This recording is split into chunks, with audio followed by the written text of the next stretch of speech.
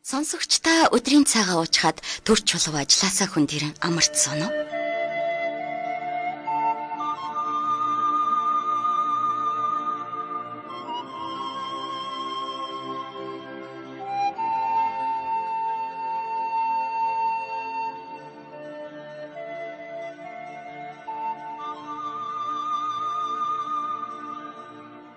Таны богино амралтанд зориулж утга уран зохиолын яруу ихшгээр аялуулъя. Та унших хэрэггүй, зүгээр л сонсоорой. Цай уух зур радио нэвтрүүлэг.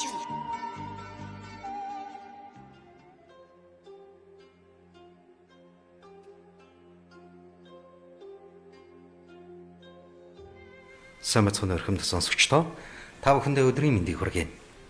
Их Монгол радио сонсогч та бүхэндээ ажлын өдрийн даваа лавг баасан гараг бүрийн их үдийн 14 цагаас цай авах зур утга уран зохиолын цаг нэвтрүүлгээ өргөн барьдаг байна. Бид энэхүү нэвтрүүлгээр зохиолч Сэрчин өвгтэй өвөр цайхын их хүн бодит амьдралаас сэтвэлсэн хайрын туучийг 2 дугаар дэвтрийг аль биесний зөвшөөрөлтөөр та бүхэнтэйгээ хуваалцж байгаа. Ингээд зохиолынхаа үргэлжлэлийг та бүхэн шууд эфирээс хүлээн сонсноо.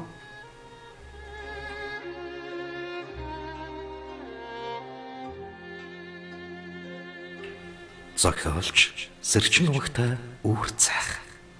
Зохиол их хүн бодит амьдралаас сэтвэлсэн хайрын тууч.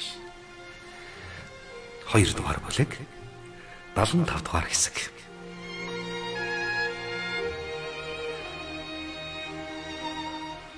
Түүний мөр газрын гүйдлийн цавчаанд орж сорнсон орны тойрог урсгалд тушигдсныг хоон хөх ойлгохдоо муу ярийн чөтгөрлөл намайг тушчих шиг боллоо.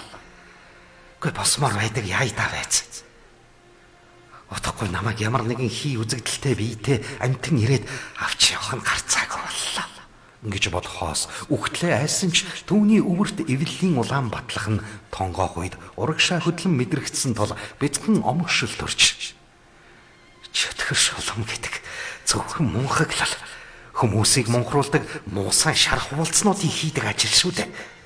Тиймээс одоохон босоод гэртээ харихгүй болов ямар юмных нь хувьсгал залуучуудын эвлэлийн үүрийн гишүүн болох вүлээ хэмээн хэд үндийх гэж зүтгээд барсангүй. Гэнэт нэгэн паригуур амтан хаанаас ч гараад ирлээ. Уулнаас бууж ирсэн ирвэс байхыг түүний зөвүүн муухайн бархирах дуунаас төвөггүй ойлголоо.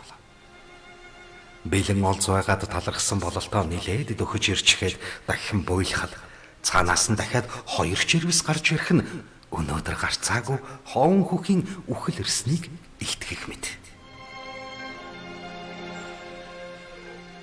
Ингээд хээр хөдөө чумхан хоол болдох юм байж. Ер нь би цаанаасаа л нэг ёр шүглсэн хүн. Зүг-зүгээр байсан домчийг үргэлж шуглах гэж очино. Очих бүртээ заавал нэг чадуулна. Сая зүгээр байж байхгүй. Хүний нүд цохиж байхтай хүртэл өөртөө нүгэл хураач хүнд тус хүргэж л байгаа байхгүй юу? Хэмээн өөрийнхөө азгүйг бодохоос нулимс нь өөрийн ирэхгүй урсан нүдийг нь бүрхлээ. Эрвсүүд 20 алхмын зайд ирснээ юу ч юм хүлээн хэсэг суусан нь таг харанхуй болохыг харцнаж байж мэдхээ. Хамгийн төрүүлж гарч ирсэн эрвс бол маш зөвүүн муухай шарнуудтэй харвас хинэггүй дэнтсэн амтэн гэдэг нь илт. Уюундын түүнийг зэхийтэл харж байгаад суух нь арай л гэмээр. Гэтэл их сони юм болж нөгөө домчийн зүрх цагаан хар нохоо Баян үзүүтийн дөрвөннүүдэд халтар нохоо 2 хөв гэж хуцсаар хоон хөхийн хажууд ирээд нүүр амийг нь 2 талаас нь долоох нь түүний баяр хөрийг авчирхан гэлтэй. Урсан нулимсаа ганцугаараа арчин. Баян хөцөд хаяа энэ нохоогоо дагуулж явдагсан. Сая эрэхтэй авчирсан юм байжээ. Миний нүдэнд харагдаагүй. Сони юм да гэж болоод зориг орсон тэрээр өндийх гэсэн ч чадсангүй бүхийсэн хിവэр байхаж. Түүний морин ирвсүүд үзээд айсандаа шээс алдан дагжтал чичирч зогсох нь шалтгаантай агаад нэг удаа адуун сүрэгтэйгээ бэлчиж явтал гинэт нуруун дээр нь цоохор ирвэс дүүлэн буугаад хажиг шиг наалтахад зодсон адуу унгас алдан цамнсан боловч ямар ч нэмэр болсонгүй тул эцсийн арга хэрэглэн хөрвөөгөөд босож шилгээтэл сээр нурууны яснаас бадсан байсан ирвсийн саварт тэр хэсгэн сэтгэн үлдээд адуу саялныг юм салж давхин отсон байна. Түүнээс хойш энэхүү амьтны үнрээр нь холоос мэдэрдэг болсон агаад маш аюултай амьтан гэж боддог болсон нь энэ буюу. Хэдий дагчлал жичрвч урд хоёр хөлн тушаатай учраа яаж чадахгүй унгас алдаж шээж зогсоон инэ. Хоёр нохоо ирвсээс нэг их айхгүй байгаа бололтой. Хоон хөхийн хажууд оцоод суугаад тэдний гайхсан байртай хаанаас юм сонио амьтад гараад ирв гэж болцоож байхад тэнд байгаа ирвсүүд ч гэсэн энэ чаахан бацаанад бас юу вэ? Бидэн рүү бас боргох дуртай. Ганцхан савартаад бацаад газрын гав руу далдуртал шидэх юм мэднэ хэмээн сууцгааж байгаа нэлтэй. Ирвсийн ямар их аюултайг тэдгээр ноход мэдэж байгаа ч юм уу, гүү ч юм уу. Ёстой чөтгөр бүү мэд хэмээн тонгойсон хоон хөх толгоондоо бодол уралдуулан суух нь бас л нэг амьд үлдэх гэсэн тэмцэл өрнөн байхажээ. Удалгүй тэнгэрт байсан сар үүлний цагуур ороход та саранхуй нөмөр нь түүнийг долоож байсан хоёр нохоо гэртээ харихтаж байгаа мэт оцоон сууха болоод босон хөдлөх гэж байтал хоон хөх хүлээс нь алдарч дээш босоод ирлээ.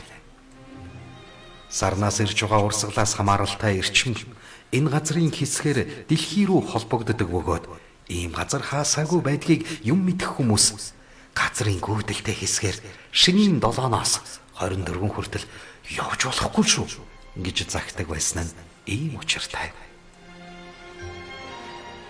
Хэрв явбал тэр газрын өрхөнд орж золгүй явдал учрахаас гадна саавч нь дайрч мэднэ хэмээн сургамжилж хүүхэд залуучуудыг за тэр газраар орой өдөш явж болохгүй. Харин тэр газраар өдрийн цагт явж болохгүй гэх мэтчлэн анхааруулдаг. Хүмүүсийг явуулахгүй гэсэндээ тухайн газрыг сонгон талигч нарыг нутаглуулж хөлийг нь хязгаарладаг нь цаанаал нүүдэлчдийн амьдралын гүн ухаан гэлтэй. Хэдийгээр говн хөх боссон ч морины хөлийн хүлээс тайлгдсангүйгээр үл барам хүч дэрвсүүд цээжийг үржигнүүлэн ааж ухам мираж төхөж ирлээ. Хоон хөх аягийн чинээ том чулуу аваад чурчи хэмээн шидэхэд дөхөж байсан нэг ирвсний далан дээр буусан ч нөгөөх нь далбис хийгээд өснөөс ихтэй биен дээр нь пад хийсэн чимээ гарсан ч нэг их өөрчлөлт өгсөнгүйч дөхөхийг нь арай аажуухан удаашрууллаа. Харин явах гэж байсан хоёр нохоо түүнийг хамгаалж юу бололтой араашүүдээ яр зайлган архирч тэдгээр ирвсүүд рүү сүрхий чанга хуцсан боргох нь хоон хөхөд хань болохоор барахгүй зориг өгч байлаа. Ирвсүүд бүлэглэн дайрдаггүй бололтой. Нэг нь л сүрхий ойртож байхад нөгөө хоёр нь тэр хол суугаад бие биетэйгээ тоглон байх нь дайрах гэж бүү нэгнээсээ насаар арай бага 2-3 хүрч байгаа болов уу гэмээр харагдаж байлаа. Дөхөж ирсэн ирвэс хоон хөхийн шидсэн аягийн чинээ том чулууг савардан аваад гинэт зүрх цагаан хар нохоор шидэж орхилав. Зүрх цагаан арай оногдсонгүй гаслан хажуу тийш далбис хийхэд ардан зогсож байсан хоон илгэнд нь тусахад нөгөөх нь гэж муухай дуурайд суун тусахтаа хөө яадаг муухадран бэ гэдэг хараалаа хэлхээч бас мартсангүй. Энэ үед баян мөзөтийн халдар нохоо тагдуугүй болсон аажмаар ирвсүүд рүү мөлхөж очих гэж байлаа. Хоон хөх хөөе гүчи наашраа бариулж өгөх чинь дуртай юу хэмээн арай ядан амандаа шивнэн хэлсээр байвч түүний дууг нөгөөх нь сонсох нь байтугай ёор тоосон шинжгүй улам цаашлан ирвсийн их зурдаас дөхөж очлоо.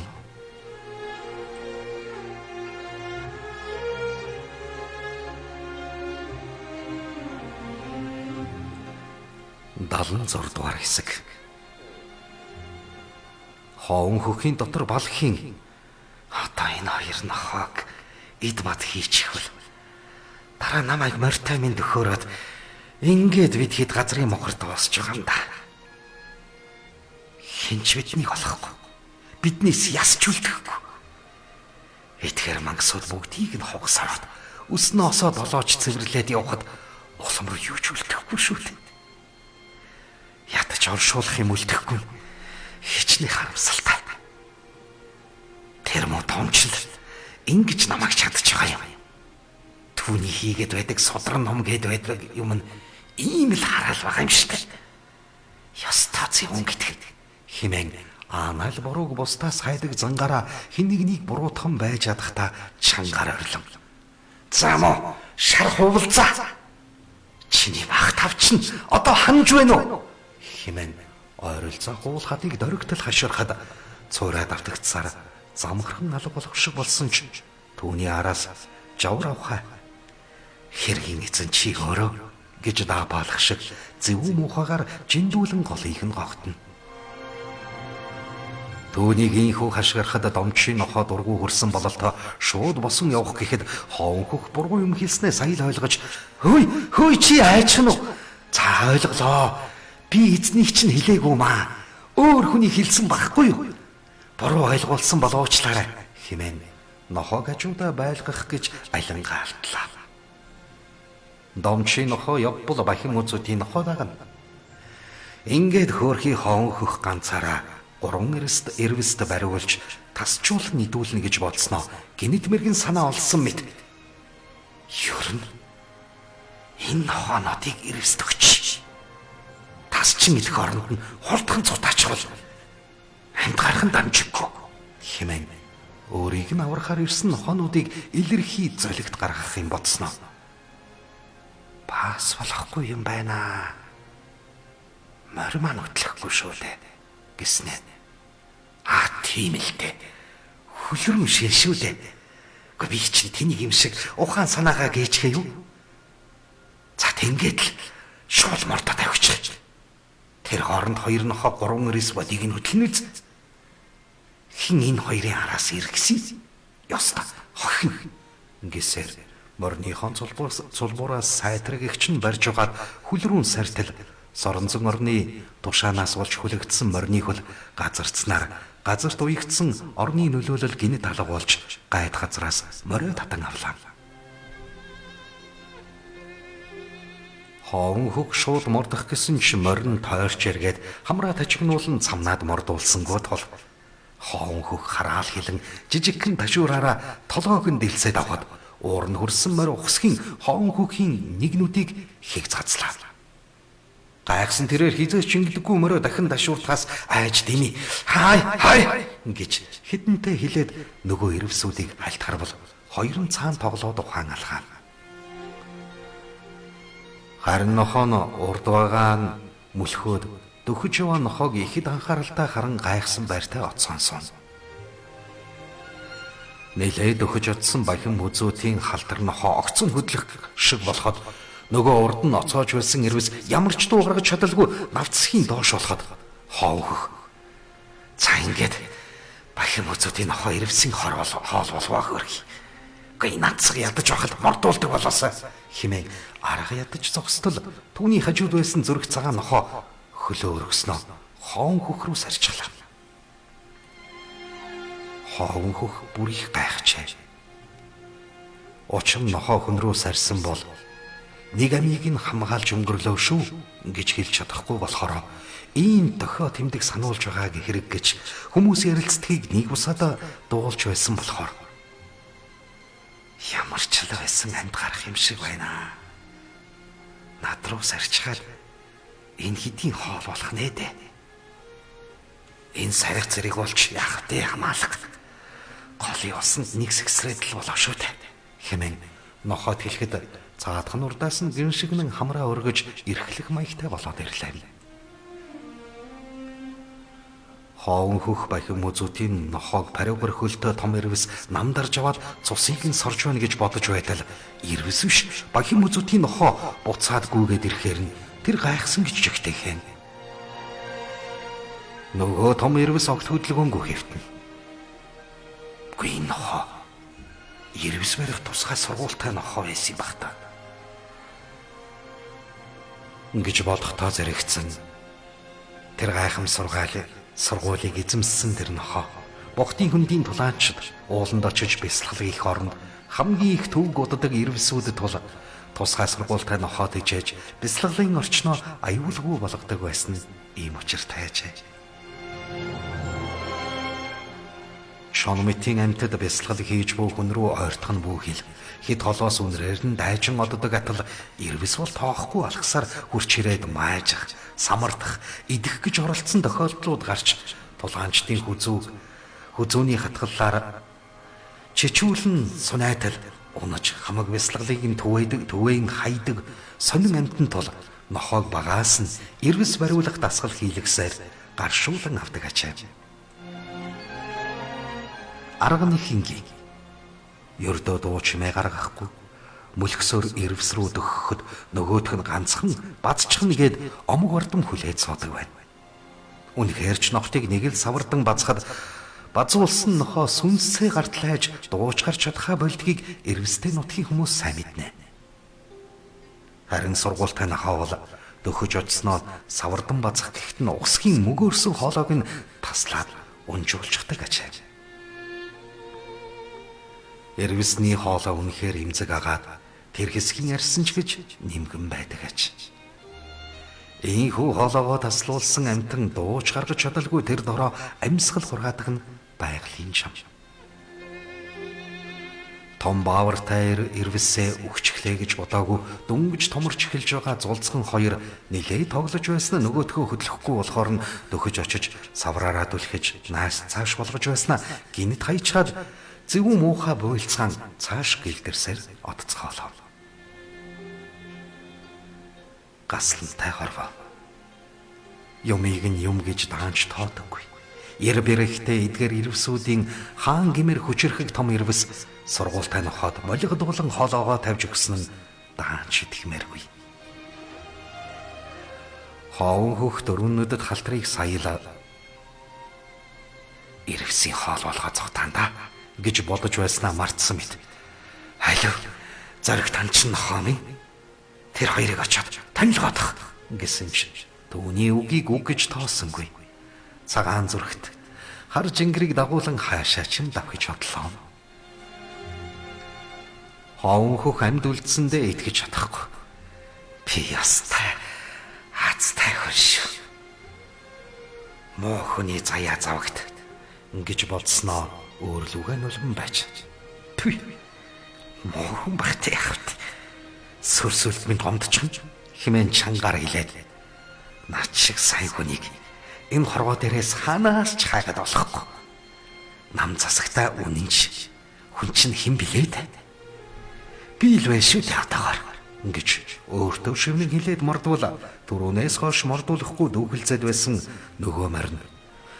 Одоо унаж болно гэх шиг номхон нараггүй нуруугаа навцхийн өгөхөд намайг ядрахад морь хүртэл нүрээ боруулах юм аа хэмээн өөрийн ахархан бодолдоо нүгэл хураасаар мордон чүү хэмээн цоглог нараггүй давхиж хотлоо.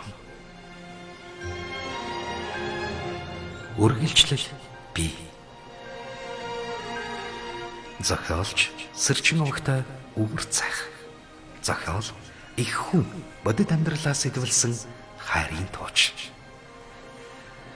Радио редактор Баттуул, компьютер графикч Цэнтава, өгүүлэгч Хос хоёр. Их Монгол радио 2021 он.